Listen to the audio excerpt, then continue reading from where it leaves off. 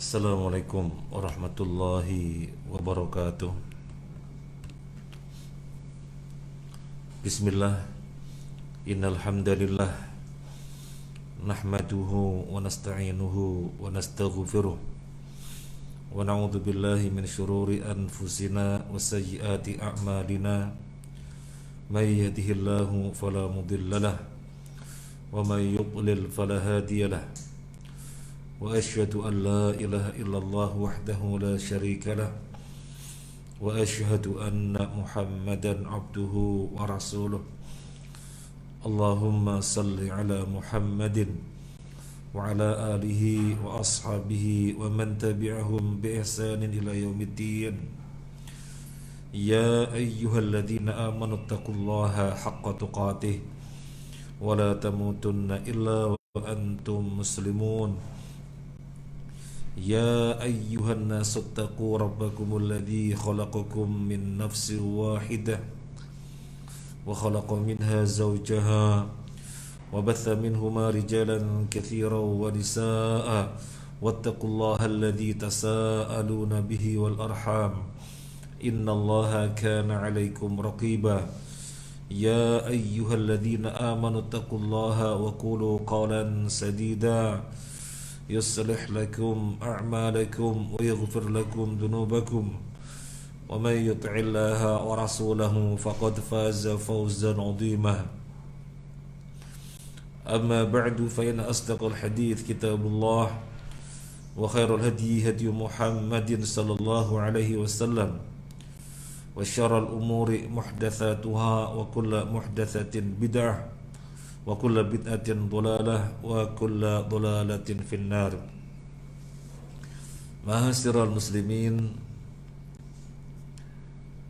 jamaah kajian Komering rahimani wa rahimakumullah.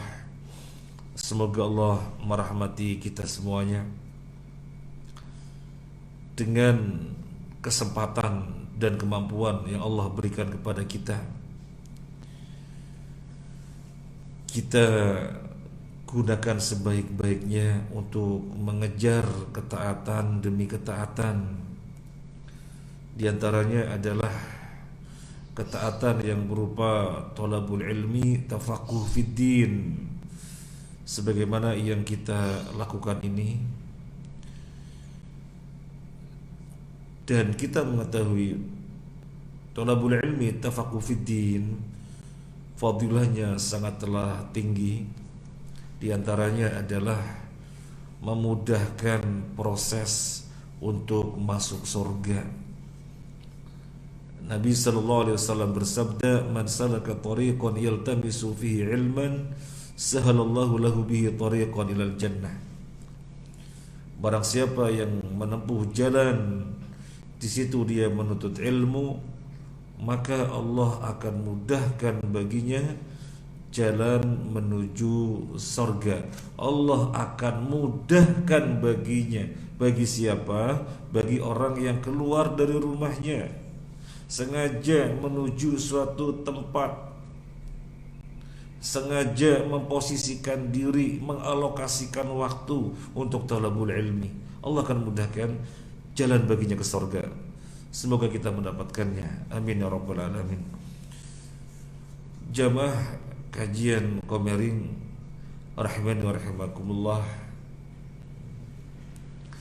Kajian kita membahas tafsir, dalam hal ini surat Al-Baqarah, yang kita rujuk secara sebagian besarnya atau rujukan utamanya adalah tafsir Ibnu Katsir. Kita baru saja menyelesaikan pembahasan beberapa ayat tentang perumpamaan dari Allah untuk orang-orang munafik. Jadi Allah membuat perumpamaan untuk orang-orang munafik. Pada ayat 17, orang munafik diumpamakan seperti seseorang yang menyalakan api, lalu api menyinari sekelilingnya, kemudian di saat dia merasa terang dengan api yang mengelilingi sekitarnya itu, Allah matikan apinya. Ini perumpamaan yang pertama.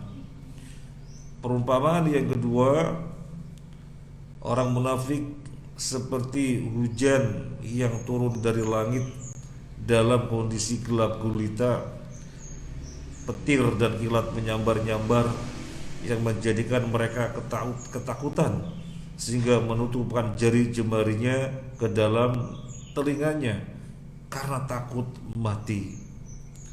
Kemudian ketika ada sinar yang menerangi, kilatan-kilatan tadi menerangi berjalan, kalau gelap kembali berhenti. Ini perumpamaan dari Allah untuk orang-orang munafik yang sudah kita bahas pada pertemuan sebelumnya. Pagi hari ini kita melanjutkan mulai dari ayat 21. Saya bacakan ayatnya. A'udzu billahi minasyaitonir rajim. Ya ayyuhan nasu u'budu rabbakumul ladzi khalaqakum. يا أيها الناس اعبدوا ربكم الذي خلقكم والذين من قبلكم لعلكم تتقون. يا أيها الناس wahai manusia, u'budu sembahlah oleh kalian, Rabbakum Tuhan kalian. Siapa sih Tuhan kalian? Alladzi khalaqakum, yang telah menciptakan kalian, walladzina min qablikum, dan juga yang menciptakan orang-orang sebelum kalian, la'allakum tattaqun, agar kalian bertakwa.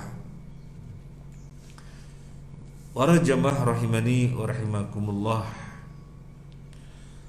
Allah Azza wa Jalla di dalam ayat ini menyeru manusia untuk mentauhidkannya di dalam uluhiyahnya. Saya ulangi lagi. Di dalam ayat ini Allah menyeru manusia untuk mentauhidkannya, untuk mengesakannya di dalam uluhiyahnya. Apa yang dimaksud mentauhidkannya di dalam uluhiyah? Mengesakan segala macam peribadahan hanya untuk Allah saja. Itu namanya mentauhidkannya di dalam uluhiyah. Ibadah apapun jenisnya, ibadah apapun rupanya, ibadah bagaimanapun tata caranya, tauhidkan, tujukan hanya untuk Allah saja. Ini namanya mentauhidkan. Tauhidkan hanya untuk Allah saja. Jadi di dalam ayat ini Allah menyeru manusia untuk mentauhidkan uluhiyah.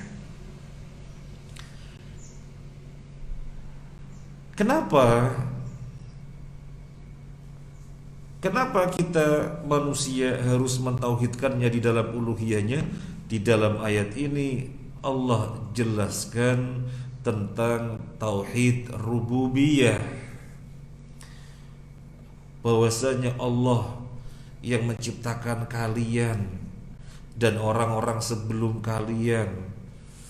Dan pada ayat-ayat lain yang sangat banyak menunjukkan Allah lah Tuhan yang menciptakan, yang menghidupkan, yang mengatur, mematikan, menyembuhkan, menjadikan sakit, mengeluarkan buah-buahan, menjadikan subur, menjadikan tandus, menetapkan panen, menetapkan gagal panen, menerbitkan matahari dari timur, membenamkan di sebelah barat. Itu semuanya yang berbuat adalah Allah Azza wa Jalla. Tidak ada selain Allah. Allah Azza wa Jalla Tidak ada selainnya. Ini namanya mentauhidkan di dalam rububiyah. Jadi konsekuensi dari tauhid uluhiyah. Jadi tauhid uluhiyah adalah konsekuensi. Ini maksud saya. Tauhid uluhiyah, peribadahan hanya kepada Allah saja, adalah konsekuensi dari tauhid rububiyah.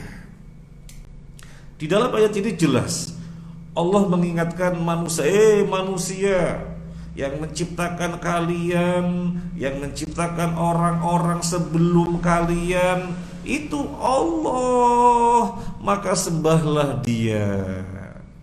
Jadi Allah mengajak manusia untuk mentauhidkannya di dalam uluhiyahnya dengan mengingatkan bahwasanya manusia telah mentauhidkannya secara rububiyah, maka lakukan konsekuensinya. Lakukan secara konsekuensinya. Saya suka mengambil gambaran untuk memudahkan pemahaman korelasi antara tauhid rububiyah dan tauhid uluhiyah dengan contoh, dengan gambaran seperti ini. Ada seseorang pembantu rumah tangga, katakan namanya A. Kemudian majikannya yang bernama, misalnya sekedar contoh, misalnya namanya Joko. Ini pembantu rumah tangga si Fulan A ini, kalau ditanya, kamu yang gaji siapa? Pak Joko. Kalau kamu sakit, siapa yang memperhatikan? Pak Joko. Kalau ada masalah-masalah apa, biasanya yang suka-suka ngasih bantuan siapa? Pak Joko. Kemudian kalau misalnya ada kurang, yang nutupi siapa? Pak Joko. Terus kalau keluarga kamu misalnya perlu ada bantuan, siapa yang mengulurkan tangan? Pak Joko. Jadi dijawab semuanya Pak Joko. Maka konsekuensinya dia harus bekerja dengan baik untuk Pak Joko. Kalau dia tidak bekerja untuk Pak Joko, tapi bekerja untuk orang lain, maka kita katakan si Fulan A ini kurang ajar. Demikian pula antara kita manusia dengan Allah. Kalau kita ditanya siapa yang menciptakan kamu? Allah. Siapa yang menghidupkan kamu? Allah. Siapa yang mematikan kamu? Allah. Siapa yang beri rezeki kamu? Allah.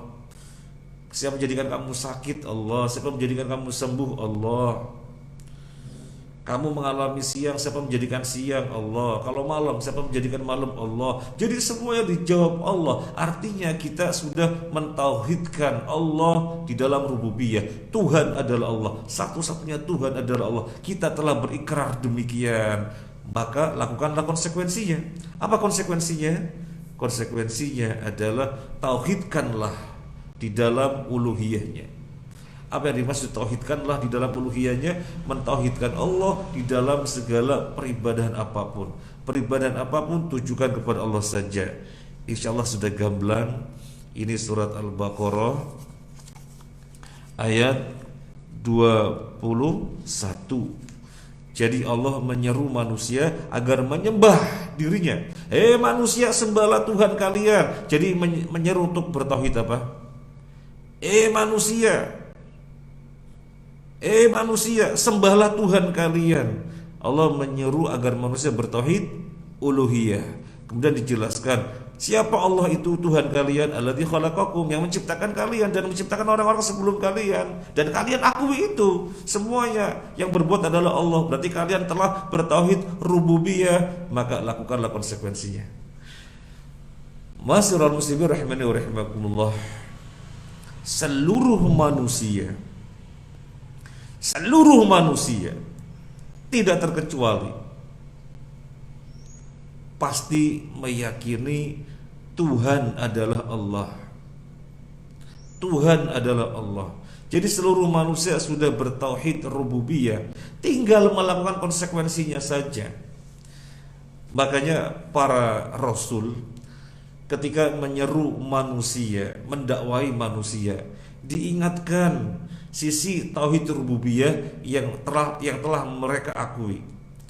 Di dalam beberapa ayat surat Ibrahim, qalat rusuluhum afillahi syakkun. Para rasul mengatakan, apakah terhadap Allah kalian meragukan? Qalat rusuluhum afillahi syakkun. Para rasul mengatakan, apakah tentang Allah kalian meragukan? Tidak ada siapapun manusia yang meragukan Allah, bahwasanya Allah Tuhannya, tidak ada yang meragukan. Tapi kok demikian persikapannya kepada Allah?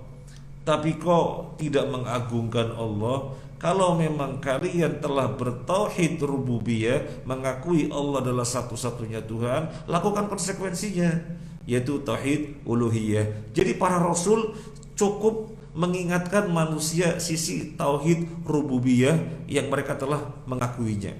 Qalat rusuluhum afillahi syakkun. Para rasul mengatakan, apakah kalian ragu-ragu tentang Allah? Jadi diingatkan tauhid rububiyahnya. Maka dengan diingatkan tauhid rububiyahnya, maksudnya jelas, lakukanlah konsekuensinya, yaitu peribadahan hanya ditujukan kepada Allah, apapun jenisnya. Sama seperti ini, sekedar gambaran untuk memudahkan.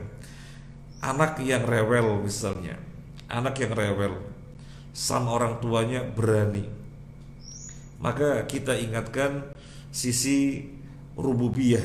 Yang dimaksud di sini adalah perawatan. Nah, kamu itu siapa yang ngopainin kamu sejak kecil? Kamu dulu cebok, kamu secebok sendiri. Kamu nangis tengah malam, siapa yang terbangun ganti popok? Kamu ada nyamuk, nangis, siapa yang terbangun ngusir nyamuk itu? Jadi manusia diingatkan sisi rububiyah. Sisi rububiyah siapa? Rububiyah ibunya. Rububiyah yang dimaksud di sini adalah perawatannya, pemeliharaannya, sentuhannya. Manusia diingatkan sehingga kemudian dia pasti tersadarkan untuk melakukan konsekuensinya. Apa konsekuensinya? Berbuat bakti kepada orang tua. Demikian pula kaitannya hamba, kita semua manusia hamba dengan Allah.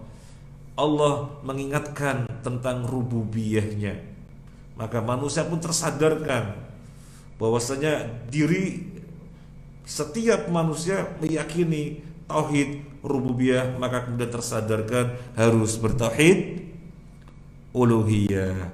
Insyaallah gamblang sekali ya. Insyaallah sudah sangat jelas.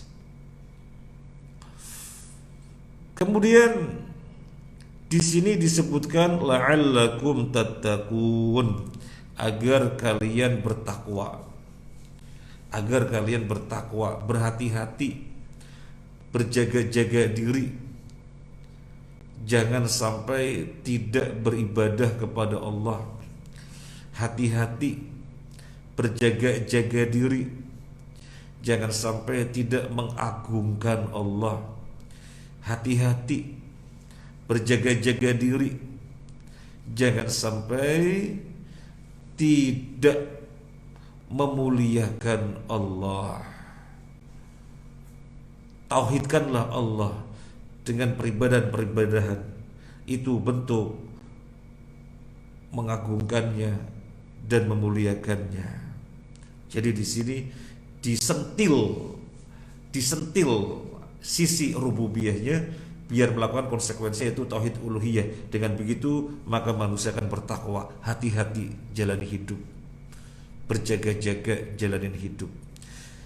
Kemudian ayat yang ke-22 ini Allah masih menyentil pula sisi rububiyah. Sisi rububiyahnya yang manusia semuanya meyakini. Saya katakan semua manusia meyakini. Sampai Fir'aun pun, saya ulangi lagi, Fir'aun orang yang mengaku dirinya Tuhan, sesungguhnya hatinya meyakini Allah adalah Tuhannya. Hatinya meyakini Allah adalah Tuhannya. Karena setiap orang Allah ciptakan dengan fitrah meyakini Allah adalah Tuhannya. Makanya Nabi bersabda, kullu mauludin yuladu 'alal fitrah. Setiap anak yang lahir itu dalam keadaan fitrah. Karena Allah, fitrah artinya Islam. Karena Allah tetapkan pada setiap manusia. Tetapkan pada setiap manusia sebuah pengakuan di dalam jiwanya bahwasanya Tuhan adalah Allah. Maka setiap anak yang lahir pasti Islam. Cuma kan nanti gedenya jadi Yahudi atau gedenya jadi Nasrani. Kalau orang menjaga fitrahnya ya tumbuh sebagai Muslim. Nah, sekali lagi Fir'aun yang nyata-nyata mengakui dirinya Tuhan, sesungguhnya hatinya meyakini Allah lah Tuhan. Wajahadu biha wastaiqanatha anfusuhum dzulma wa 'uluwa, dalam surat An-Naml. Fir'aun dan pengikutnya hatinya mengakui Allah adalah Tuhannya, tapi zahirnya mengingkarinya karena dzulman wa 'uluwa, kezaliman dan kecongkakan. Nah, ayat 22 ini kita diingatkan kembali, digelitikin pada diri kita tentang pengakuan rububiyah Allah. Kita bacakan, alladzi ja'ala lakumul arda firasyan was samaa'a binaa'a wa anzala minas samaa'i maa'an فأخرج به من الثمرات رزقا لكم فلا تجعلوا لله أندادا وأنتم تعلمون. Siapa Tuhanmu? Tadi disebutkan yang menciptakan kalian dan orang-orang sebelum kalian. Ingat itu ya. Kalau kalian ingat, kalau kalian sadar, pasti kalian harus bertauhid uluhiyah. Kemudian siapa Tuhanmu? Tuhanmu itu zat yang telah menjadikan untuk kamu bumi sebagai hamparan. Kalian bisa berjalan di atasnya, gak gonjang-ganjing. Soalnya bumi itu dikokohkan dengan gunung-gunung sebagai pasaknya. Maka manusia jalan nyaman, gak goyang-goyang, gak gonjang-ganjing. Wassama'a binaan, dan Allah jadikan langit sebagai bangunan. Bangunan di sini maksudnya atap. Jadi kita beralaskan bumi, beratapkan langit. Kemudian apalagi, siapa Tuhanmu yang kalian harus mentauhidkan di dalam uluhiyahnya? Siapa Tuhanmu? Wa anzala minas samaa'i ma'an, dia itu menurunkan hujan. Fakhraja bi minats tsamarati rizqa, kemudian dari hujan itu dia menumbuhkan buah-buahan sebagai rizki lakum, untuk kalian. Itu Tuhanmu, kalian telah mengakuinya dengan baik. Urusan zahir tidak mau menunjukkan pengakuan, tapi hati gak bisa dibohongi. Pasti hati meyakini semuanya ini yang berbuat adalah Allah. Karena manusia semuanya diciptakan dengan fitrah mengakui Allah sebagai Tuhannya, dengan fitrah bertauhid rububiyah. Tinggal melakukan konsekuensinya. Oleh karena itu, nah di sini ditegaskan kembali, fala taj'alu lillahi andada wa antum ta'lamun, maka janganlah kalian menjadikan bagi Allah tandingan padahal kalian mengetahui persis. Kalian mengetahui persis Tuhan adalah Allah. Kalian telah mentauhidkannya di dalam rububiyah. Kalian tahu persis itu. Maka semestinya lakukanlah tauhid uluhiyah, dan jangan kamu ciderai tauhid uluhiyah itu. Dan jangan kamu menciderai tauhid uluhiyah itu. Bagaimana menciderainya? Nah, di sini disebutkan dengan menjadikan tandingan-tandingan bagi Allah. berarti menciderai tauhid uluhiyah, menciderai, yang berarti kalian belum melakukan konsekuensi, belum melakukan konsekuensi atas tauhid rububiyah yang telah diikrarkannya pada diri kita masing-masing. Kalian belum melakukan konsekuensi kalau masih membuat tandingan-tandingan bagi Allah. Oleh karena itu, biar tauhid uluhiyahnya benar-benar terwujud dengan sebaik-baiknya, jangan pernah menjadikan tandingan bagi Allah. Jadi di sini ada ayat wa antum ta'lamun, sementara kalian mengetahui. Ini adalah bentuk penegasan bahwasanya semua kita, semua manusia meyakini hal itu. Meyakini hal itu Tuhan adalah Allah. Loh, kok ibadahnya diserahkan kepada selain Allah? Kita tahu persis dan kita telah berikrar dalam diri kita Tuhan kita adalah Allah. Loh, kok peribadahannya kepada selain Allah? Loh, kok permintaan selamat kepada selain Allah? Loh, kok permintaan keamanan kepada selain Allah? Itu namanya menjadikan bagi Allah tandingan-tandingan. Itu menciderai tauhid uluhiyah. Sekali lagi, berarti belum melakukan konsekuensi. Masyiral muslimin rahimakumullah, kita akan bahas di sini secara lebih melebar sedikit. Fala taj'alu lillahi andada wa antum ta'lamun, maka janganlah kalian menjadikan bagi Allah tandingan-tandingan. Ini sebenarnya ayat ditujukan kepada siapa? Ini sesungguhnya ayat ditujukan kepada siapa? Fala taj'alu lillahi andada, janganlah kalian menjadikan tandingan-tandingan bagi Allah. Soalnya kalian sadar Allah lah Tuhan yang menciptakan, yang memelihara dan seterusnya. Maka jangan jadikan tandingan-tandingan bagi Allah. Ini ayat ditujukan kepada siapa? Ini ayat ditujukan kepada orang-orang kafir yang mereka menyembah berhala, memberikan persembahannya kepada patung-patung, menyerahkan bentuk ritual apapun kepada berhala-berhala, patung-patung dan yang lainnya. Tapi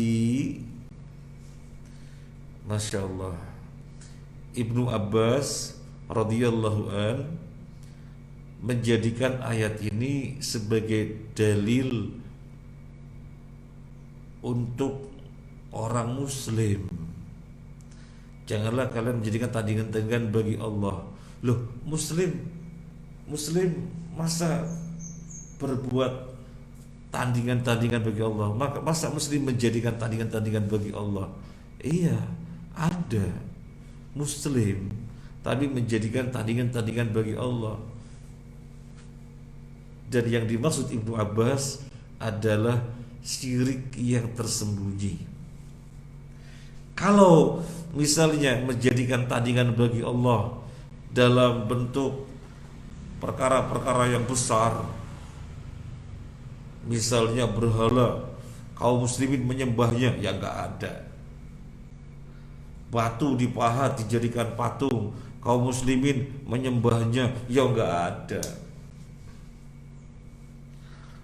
Kemudian kayu dipahat-pahat menyerupai bentuk manusia atau menyerupai bentuk-bentuk tertentu, kemudian kaum muslimin semedi di depannya, ya nggak ada. Tetapi muslim pun bisa terciderai tauhid uluhiyahnya, bisa terciderai karena mereka menjadikan tandingan-tandingan bagi Allah. Loh, gimana? Ibnu Abbas memberikan contoh seseorang berlayar di tengah laut dengan kapal. dengan kapal. Kemudian layarnya dikendalikan sehingga melaju kemana, layarnya dikendalikan. Kemudian orang tersebut mengatakan, semua ini karena anginnya enak. Semua ini karena anginnya enak, maka kapal pun lancar. Jadi di sini lancarnya kapal, melajunya kapal dengan tenang, nggak ada hambatan, disandarkan kepada apa? Disandarkan kepada angin. Ini kan karena anginnya enak. Nah, sesungguhnya semacam ini telah menjadikan tandingan bagi Allah. Telah menjadikan tandingan bagi Allah. Demikian pula dijelaskan di dalam kitab Tauhid Syekh Muhammad bin Abdul Wahhab. Ucapan-ucapan keseharian, ucapan-ucapan keseharian yang orang merasa itu ucapan biasa, itu ungkapan biasa, itu pembicaraan biasa, tetapi sesungguhnya telah menjadikan tandingan-tandingan bagi Allah. Contoh, ini contohnya dari saya. Temannya datang tepat waktu, nggak terlambat. Maka orang-orang pada bilang, loh kok bisa? Kamu datang tepat waktu, nggak terlambat. Padahal kamu dari rumah jam berapa? Kok bisa gak terlambat? Dia jawab, kawannya jawab, iya dong, siapa dulu supirnya? Iya dong, siapa dulu supirnya? Jadi dia menyandarkan tidak terlambat, selamat sampai tujuan di waktu yang diharapkan, di waktu yang dijanjikan. Nah, disandarkan kepada supir. Ini namanya telah menjadikan tandingan bagi Allah. Telah menjadikan tandingan bagi Allah. Kemudian contoh sebagaimana disebutkan dalam kitab Tauhid Syekh Muhammad bin Abdul Wahhab. Wah, karena anjing ini nih, karena angsa ini nih, aman, gak ada pencurian. Gara-gara angsa ini aman, pencuri nggak bisa. Nah, jadi selamatnya barang-barang, terjaganya barang-barang disandarkan kepada anjing, diserahkan kepada apa tadi kita bilang, diserahkan kepada angsa. Soalnya ada angsa, soalnya ada anjing, makanya barang-barangnya aman, terjaga. Ini menyadarkan keselamatan, keamanan, terjaganya barang-barang kepada anjing, kepada angsa. Berarti telah menjadikan tandingan bagi Allah. Jadi, Masya Allah, ini renungan yang mendalam. Ini ayat yang kita bahas terkait dengan orang-orang kafir yang mereka tidak melakukan konsekuensinya. Mengakui Allah Tuhannya, tapi beribadahnya kepada berhala.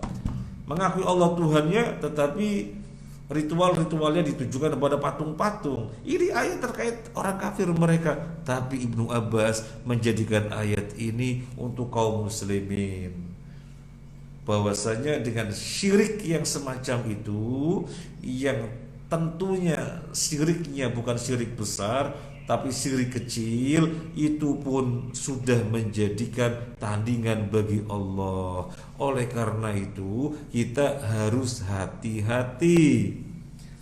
Makanya ulama menjelaskan apa itu syirik khafi. Kalau syirik yang jali, ya, syirik yang gamblang, nyembah patung, nyembah berhala, arung kepala kerbau untuk nyirorok hidul, itu gamblang, ya. Itu gamblang. Semua kaum muslimin ngerti itu syirik akbar. Tapi untuk berlepas dari syirik kecil, orang kadang-kadang susah kalau tidak jaga-jaga diri. Kalau tidak jaga-jaga diri susah. Lah itu tadi contoh-contoh ungkapan harian, pembicaraan yang biasa. Wah, siapa dulu dong supirnya? Kamu sudah sembuh? Iya, sudah sembuh. Padahal umumnya itu Sakit kayak gitu biasanya lama.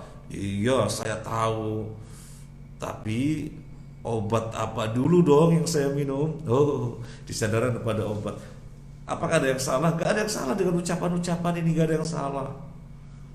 Tetapi kalau tidak hati-hati, kita akan terjerumus ke dalam kesyirikan, menjadikan tandingan-tandingan bagi Allah. Dalam hal ini ya, obat dijadikan tandingan bagi Allah. Ini namanya syirik khafi, syirik yang tersembunyi. Ya kalau orang tidak berjaga-jaga, tidak hati-hati bisa terjerumus. Kalau untuk tidak sampai menyembah berhala, tidak sampai menyembah patung, tidak sampai arung kepala sapi untuk Nyi Roro Kidul, insya Allah gampang kita untuk meninggalkan semuanya itu. Tapi untuk terhindar dari syirik yang tersembunyi, syirik khafi, itu butuh perjuangan tersendiri. Harus terus mengkondisikan hati, jaga ucapan, biar tidak terjerumus ke dalam syirik khafi, syirik yang tersembunyi. Soalnya dijelaskan syirik khafi itu akhfa min dabibin namli ala sofati sauda fi dhulumatil lail. Syirik itu yang dimaksud syirik khafi, syirik yang lembut, itu lebih lembut dari jejaknya semut di atas batu hitam di kegelapan malam. Wong seandainya semutnya terang saja, kadang-kadang kita nggak melihat. Nah ini semut di atas batu hitam di tengah kegelapan malam, kan sangat tersembunyi sekali, sangat samar sekali. Demikian pula kesyirikan, kalau kita tidak hati-hati, kita bisa terjerumus ke dalamnya karena lebih samar daripada jejaknya semut di atas batu hitam di tengah kegelapan malam. Baik, jadi gimana untuk mengantisipasinya? Ya, atur saja ucapannya. Misalnya, Masya Allah, siapa dulu dong sopirnya. Jadi ada penyadaran kepada Allah. Masya Allah, siapa dulu dong supirnya. Masya Allah, memang biasanya secara umum belum sehat, sakit seperti ini. Tapi Masya Allah, apa obatnya ini? Masya Allah, ini obat luar biasa. Jadi ada penyadaran kepada Allah dulu. Masya Allah, dibiasakan di dalam ucapan kita, biar tidak terjerumus ke dalam perbuatan menjadikan tandingan bagi Allah, biar tidak terjerumus. Kemudian, ma'asyiral muslimin rahimani wa rahimakumullah,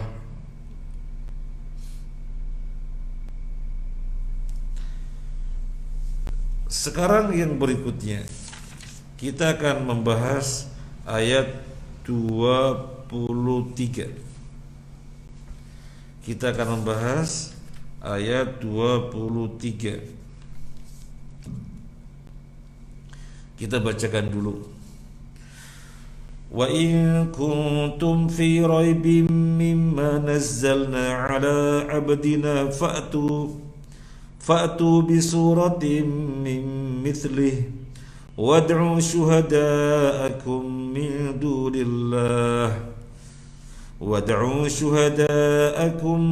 dunillahi in kuntum shadiqin. Wa in kuntum fi raibin, dan jika kalian ragu-ragu, mimma nazzalna, terhadap apa yang kami turunkan, ala abdina, kepada hamba kami, fatu bi suratin min mithlihi, maka datangkanlah satu surat saja yang semisalnya. Wad'u syuhada'akum, dan panggillah penolong-penolong kalian, min dunillah, selain Allah. Penolong-penolong siapapun silakan panggil untuk membantu bau-membau, membikin satu surat saja yang semisal Al-Quran, satu surat saja yang ada dalam Al-Quran. In kuntum shodiqin, jika memang kalian benar. Baik, sebelum kita kaji lebih lanjut, kita bertanya, apa korelasi ayat ini dengan ayat yang sebelumnya?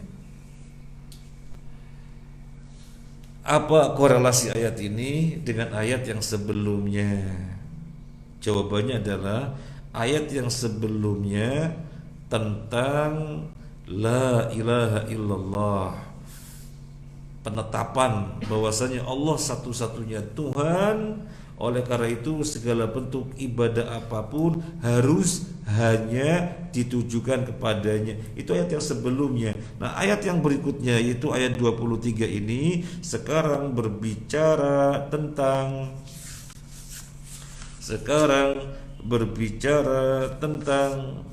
apa? Berbicara tentang kenabian Muhammad sallallahu alaihi wasallam.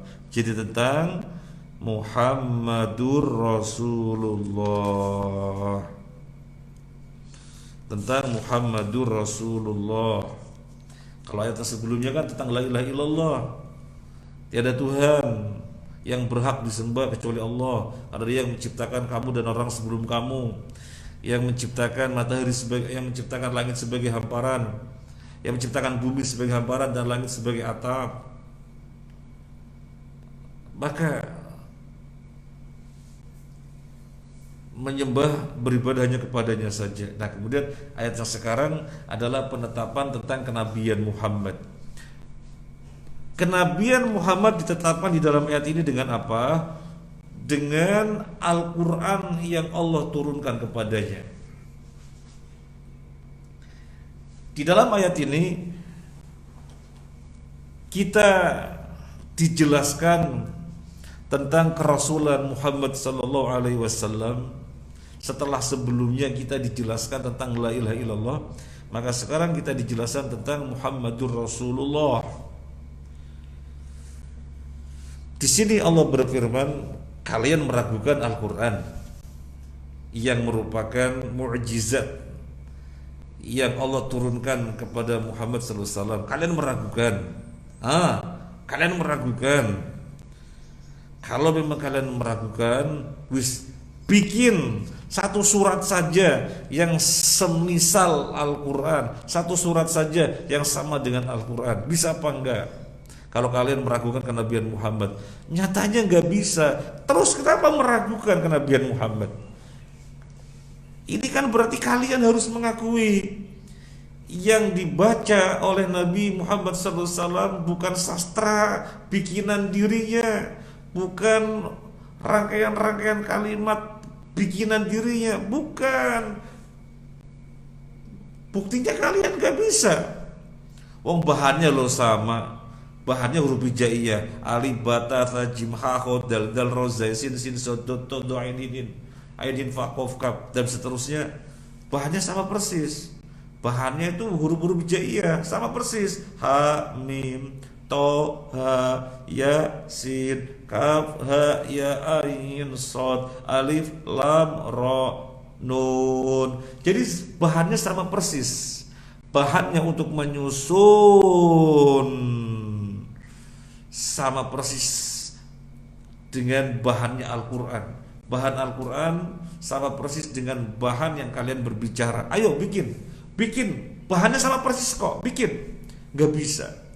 Dan ma'asyiral muslimin rahimani wa rahimakumullah, ini adalah tantangan yang terakhir untuk membuat satu surat saja yang semisal, satu surat saja yang semisalnya. Ini sebenarnya tantangan terakhir. Tantangan yang pertama itu membuat yang seperti Al-Quran 114 surat. Ini tantangan yang pertama, agar membuat seperti Al-Quran 114 surat. Mana dalilnya? Dalilnya ada dalam surat Al-Isra. Qul idijtama'atil insu wal jinnu ala ayyatu bimithli hadzal Qur'an ala ayyatu bimithli hadzal Qur'an la ya'tuna bimithlihi walau kana ba'dhuhum li ba'dhin dhahira Katakanlah wahai Muhammad, jika manusia dan jin bersekongkol untuk mendatangkan yang semisal Al-Quran 114 surat, niscaya tidak akan pernah bisa. Jadi awalnya tantangan 114 surat dan nggak pernah bisa. Tantangan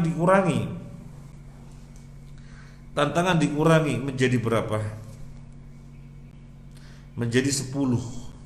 Dari 114 surat, tantangan dikurangi menjadi 10 surat. Ada dalam surat Hud ayat 13. Am yaquluna iftarah qul in iftaraituhu am yaquluna iftarah qul fa'tu bi asyri suwarin mithlih am yaquluna iftarah qul fa'tu bi asyri suwarin mithlihi muftarayatin wad'u man istata'tum min dunillahi in kuntum shadiqin.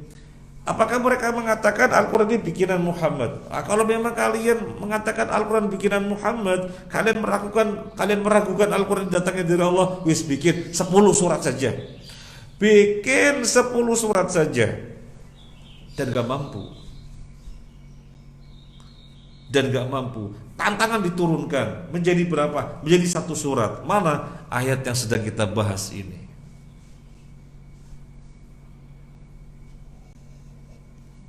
Ayat yang sedang kita bahas ini diturunkan menjadi 1 surat saja. Wa in kuntum fi raibim mimma nazzalna ala abdina fa'tu bi surah. Jika kalian meragukan terhadap apa yang aku turunkan kepada hamba kami, maksudnya meragukan terhadap Al-Quran yang kami turunkan kepada Muhammad, kalian meragukan, wis bikin 1 surat saja, dan gak bisa. Maka sesungguhnya harus mengimani kerasulan Muhammad. Tidak ada celah untuk menghindar, tidak ada celah untuk lari, melainkan harus mengakui kerasulan Muhammad sallallahu alaihi wasallam. Harus mengakui kerasulan Muhammad sallallahu alaihi wasallam. Karena gak pernah bisa membuat yang serupa meskipun ditantang 3 kali. Dari yang paling banyak 114 surat diturunkan jadi 10 surat, diturunkan jadi 1 surat. Ternyata gak bisa juga. Dan bahkan di sini ditantangnya bukan dia membuat sendirian, tapi panggil penolong-penolong kamu. Siapapun penolong-penolong kamu selain Allah. Penolong-penolong kamu mana? Ayo bersinergi, ayo dan seterusnya, menghimpun kekuatan bersama untuk mendatangkan yang semisal Al-Quran 1 surat saja. Gak bisa. Maka ini mantap ayat menunjukkan penetapan kenabian Nabi Muhammad SAW. Setelah ayat yang sebelumnya penetapan tentang la ilaha illallah, maka sekarang ayat 23 adalah penetapan tentang Muhammadur Rasulullah.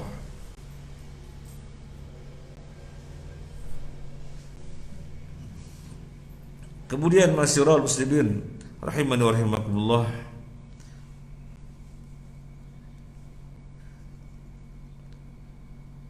apakah ada yang pernah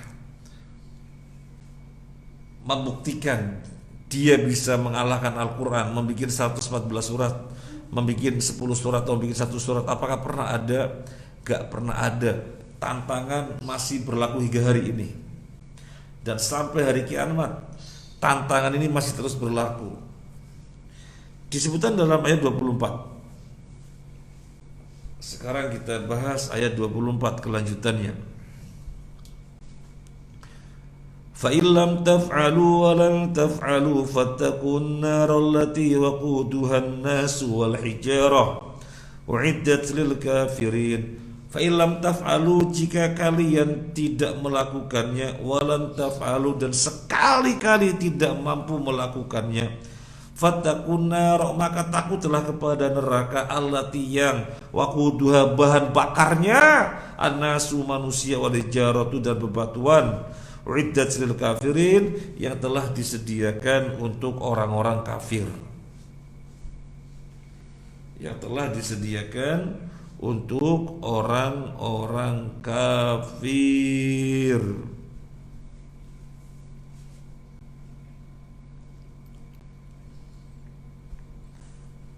Ya sekarang mau apa lagi? Ditantang nggak mampu mendatangkan meskipun satu surat, terus mau apa lagi? Kan tinggal beriman kepada Nabi Muhammad, mestinya kan begitu. Tapi nggak mau beriman, ya sudah, rasakan neraka. Mau neraka, jangan. Takutlah kalian kepada neraka. Neraka itu bahan bakarnya manusia dan bebatuan, yang mana neraka itu telah disiapkan untuk orang-orang kafir. Mau? Enggak ya, kalau nggak mau masuk neraka, maka terimalah Muhammad SAW sebagai nabi dengan mukjizat yang terbesar, yaitu Al-Quran. Kira-kira mukjizat yang terbesar setelah Al-Quran apa? Apa mukjizat yang terbesar setelah Al-Quran? Isra, Mi'raj. Nabi diisrokan dari Mekah menuju Baitul Maqdis. Dari Baitul Maqdis di Mi'rajkan ke atas sampai langit yang ketujuh, sampai Sidratul Muntaha. Kemudian turun ke Baitul Maqdis lagi untuk mengimami seluruh nabi. Jadi Nabi Muhammad SAW jadi imam dengan makmum seluruh nabi. Kemudian Nabi kembali ke Mekah belum subuh. Ini mukjizat terbesar setelah Al-Quran. Nah, kembali kepada mukjizat yang dibahas di dalam ayat 23 ini, yaitu Al-Quran. Siapapun hari ini tidak ada yang bisa menerima tantangannya. Gak ada yang bisa. Gak ada yang bisa menerima tantangannya. Kemudian masyiral muslimin rahimani wa rahimakumullah, ayat 24 juga menunjukkan mukjizat Nabi. Mukjizat Nabi Muhammad SAW yang berupa apa? Di sini disebutkan kalian tidak akan melakukan, dan sekali-kali tidak akan melakukan. Tidak melakukan apa? Kalian tidak akan melakukan untuk membuat 114 surat atau 30 surat atau sekedar satu surat. Kalian tidak mungkin melakukannya, dan sekali-kali tidak akan melakukannya. Dan sekarang terjadi apa yang disebutkan dalam Al-Quran ini. Gak ada satu orang pun yang bisa membuat seperti Al-Quran. Janganan 114, 10 saja gak ada. Janganan 10, satu surat saja gak ada. Jadi ini menunjukkan mukjizat Nabi yang lain selain Al-Quran itu sendiri, yaitu pemberitahuan bahwasanya tidak ada yang sanggup membuat yang serupa Al-Quran.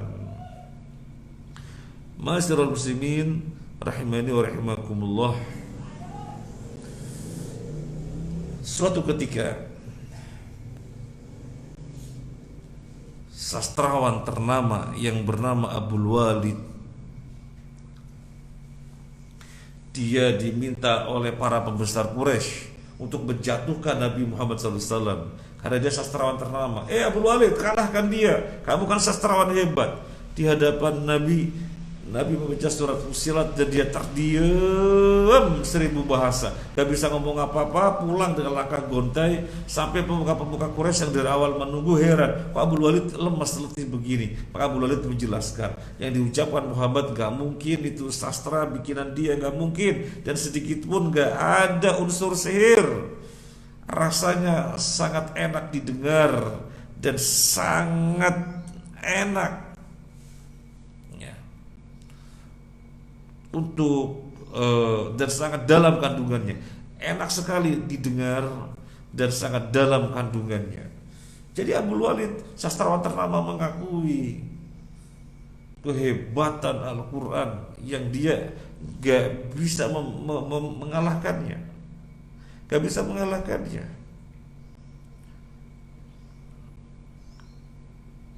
Mengalahkan Al-Quran.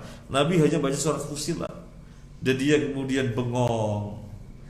Lah ini disebutkan fa illam taf'alu wa lan taf'alu, jika kalian tidak mampu dan sekali-kali tidak akan mampu, maka menunjukkan mukjizat Nabi yang lainnya. Sampai kapanpun tidak ada orang bisa membuat yang serupa dengan Al-Quran, meskipun satu surat saja. Gak pernah ada yang bisa melakukannya dan gak akan pernah terjadi orang yang mampu melakukannya. Sudahlah, cukup diyakini Muhammad sebagai Nabi. Karena tidak takut pada neraka apa? Kau tidak menetapkan Muhammad sebagai Nabi, sebagai Rasul, gak takut sama neraka apa? Neraka itu bahan bakarnya adalah manusia dan bebatuan. Manusia dan bebatuan yang telah disediakan untuk orang-orang kafir.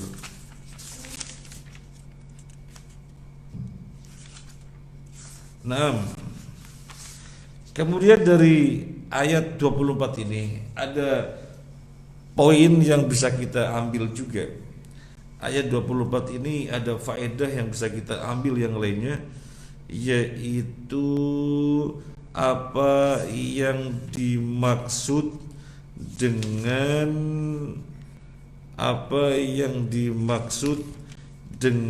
uiddat lil kafirin. Apa yang dimaksud dengan uiddat lil kafirin? Telah disediakan untuk orang kafir. Maksudnya adalah surga, maksudnya adalah neraka sudah ada. Neraka sudah ada.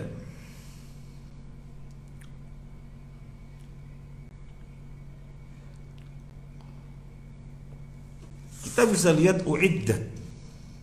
Uiddat ini polanya kalau di dalam grammar adalah past tense gitu ya, bentuk lampau. Ini di dalam bahasa Arab namanya al-fi'lul madhi, yang menunjukkan sudah lampau atau sudah terjadi. Jadi surga itu sudah ada. Dan neraka, dalam hal ini yang kita bahas neraka sudah ada. Uiddat lil kafirin, bahan bakarnya dari manusia dan bebatuan. Manusia yang mana? Ya manusia penghuninya itu sendiri jadi bahan bakarnya. Dia sendiri disiksa, pada saat yang sama dia juga sebagai bahan bakarnya. Na'udzubillah min dzalik. La haula wala quwata illa billah. La haula wala quwata illa billah.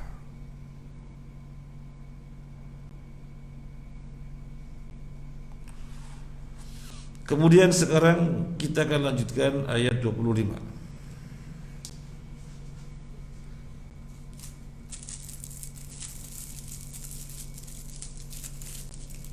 Kita melanjutkan ayat 25.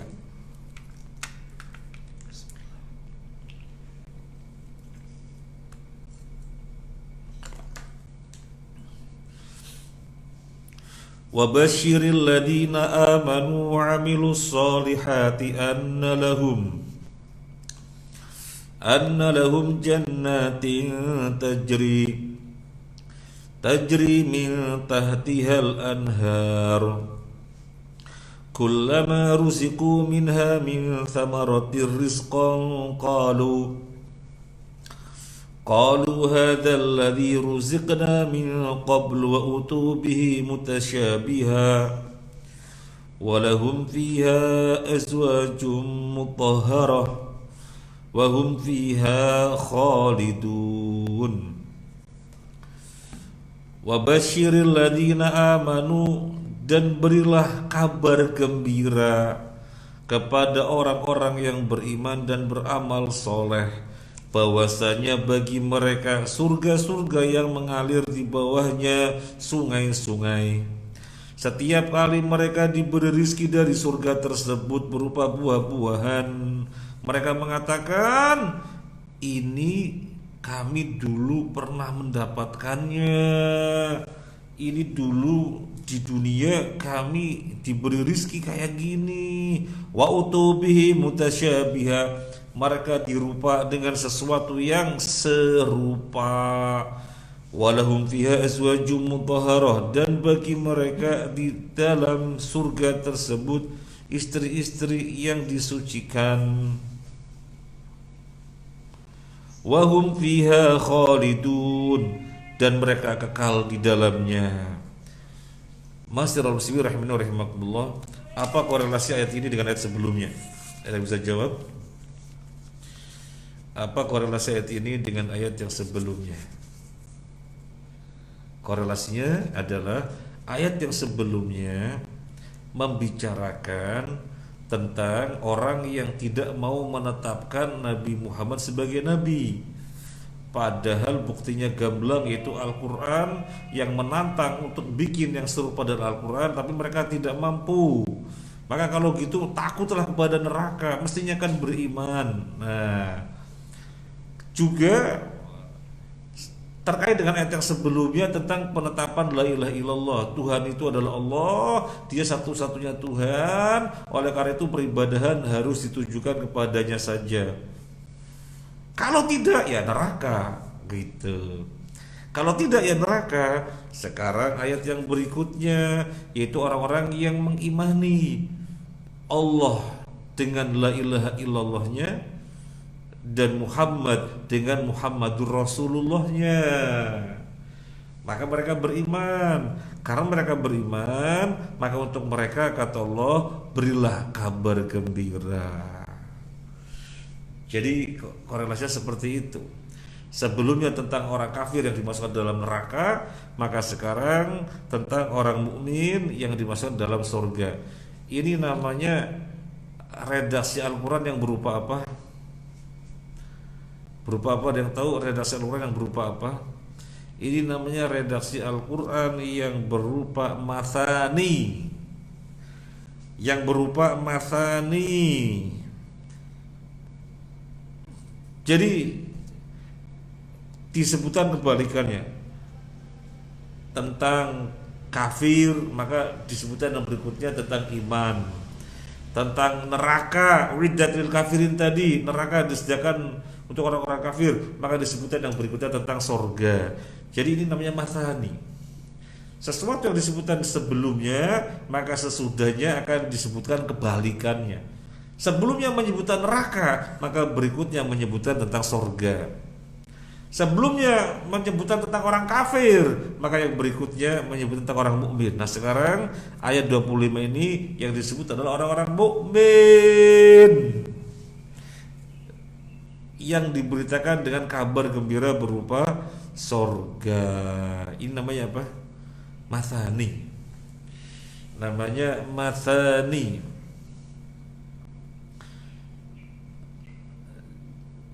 Jadi berbicara apapun, maka Allah sebutkan sesuatu yang merupakan padanannya, atau dalam hal ini antonimnya, maksudnya antonimnya. Baik, jadi sudah jelas korelasi ayat 25 dengan yang sebelumnya. 25 tentang orang kafir yang diancam dengan neraka, sekarang orang mukmin yang diberi gembira dengan kabar yang diberitakan kabar gembira dengan berita gembira berupa surga. Nah, Masyiral muslimin rahimani wa rahimakumullah, di sini dibahas bahwasanya orang-orang beriman dan beramal soleh. Nah itu perlu dilihat. Iman disejajarkan dengan amal soleh. Di sini ada makna nggak cukup keimanan dalam hati kalau tidak diejawentahkan dengan dohir. Tidak cukup iman dalam hati saja, sementara dohirnya tidak ditampakkan, nggak cukup. Makanya di sini disebutkan wabasyiril ladzina amanu wa amilus shalihat. Berikanlah kabar gembira kepada orang-orang beriman dan yang beramal saleh. Maka beriringan, iman dan amal beriringan. Iman dan amal beriringan. Kemudian di sini disebutkan bagi mereka surga-surga yang mengalir di bawahnya sungai-sungai. Bisa dibayangkan surga dan mengalir di bawahnya sungai-sungai. Bisa dibayangkan Apa bayangan kita? Apa bayangan kita?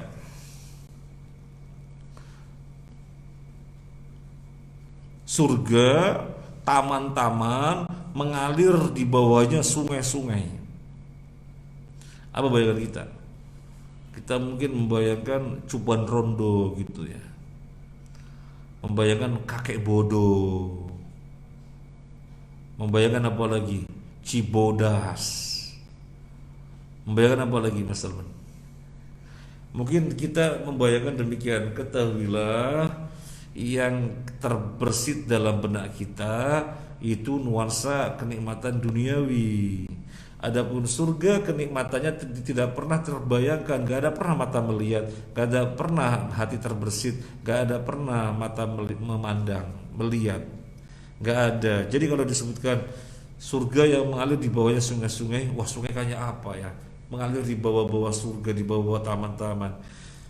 Disebutkan di dalam hadis, anna anharuha tajri fi ghairi ukhdudin.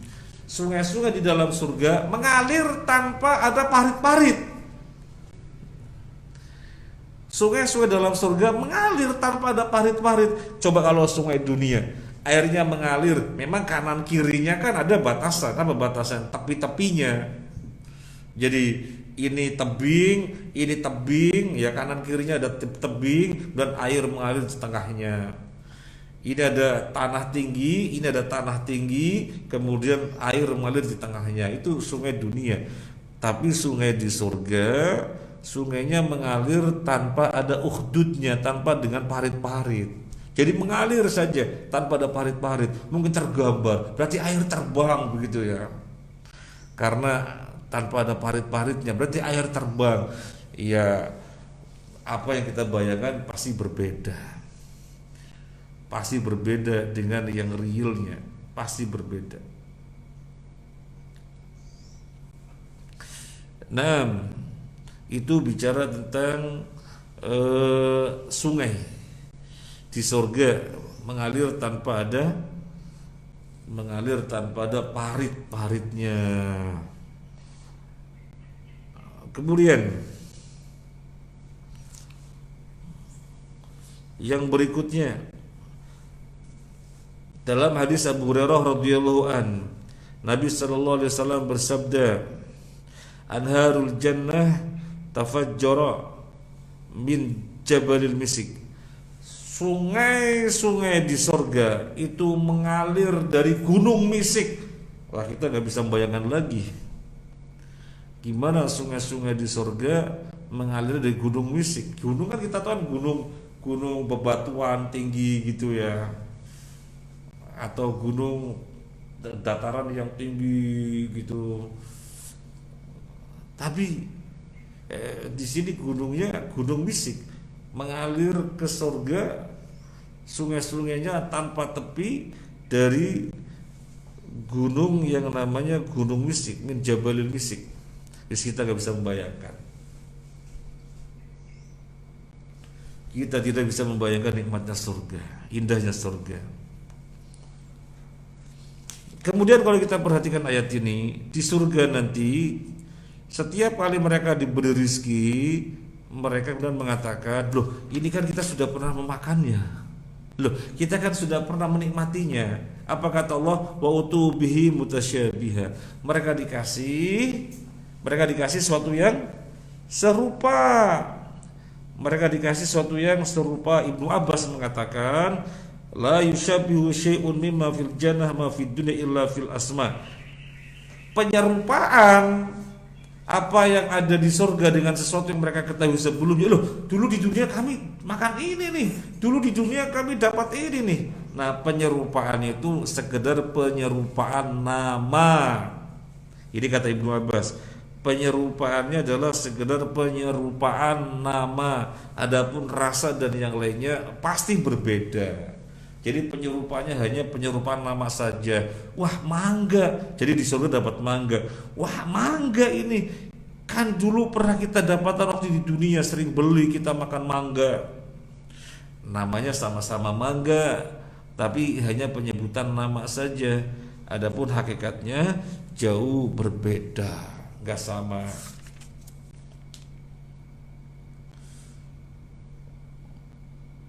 Kemudian yang dimaksud dengan pasangan-pasangan ahli surga, pasangan-pasangan ahli surga, walahum fiha azwajum mutahharah, dan bagi mereka adalah pasangan-pasangan yang disucikan. Apa maksud pasangan-pasangan yang disucikan? Maksudnya adalah bidadari-bidadari yang tidak pernah bersentuhan dengan kotoran, bidadari-bidadari yang mereka tidak terkena sakit, tidak terkena penyakit, tidak terkena haid atau apapun yang lainnya. Ini yang dimaksud dengan bidadari yang disucikan. Yang dimaksud dengan bidadari yang disucikan.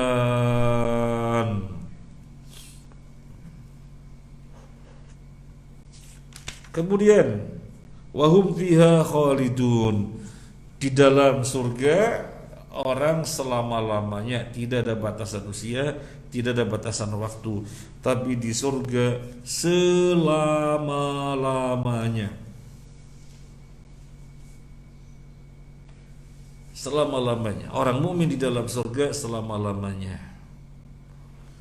Oleh karena itu, dari sini kita merenung, dunia senangnya kayak apapun, dunia hebatnya kayak apapun, dunia tingginya derajat kayak apapun, paling dirasakan, dinikmati sampai sebatas umurnya. Sebatas umurnya. Setelah itu ya sudah selesai. Selesai. Adapun surga, di sana selama-lamanya, tidak ada batasan usia. Kiranya sampai sini dulu yang kita bahas.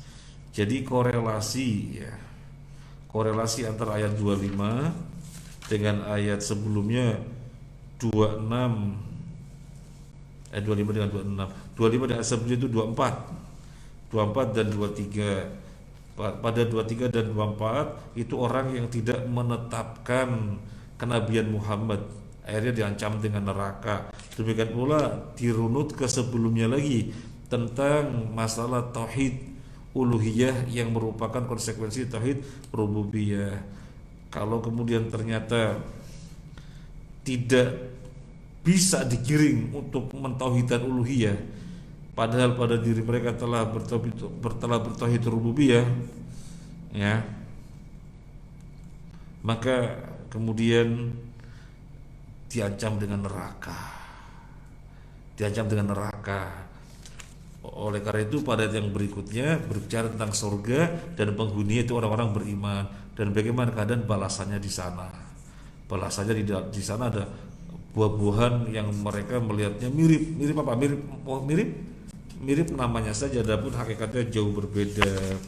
Kemudian yang sebelumnya juga kandungan neraka. Apa kandungan neraka? Oh, kandungan neraka itu bahan bakarnya dari penghuni itu sendiri, kemudian batu-batuan yang dibikin berhala.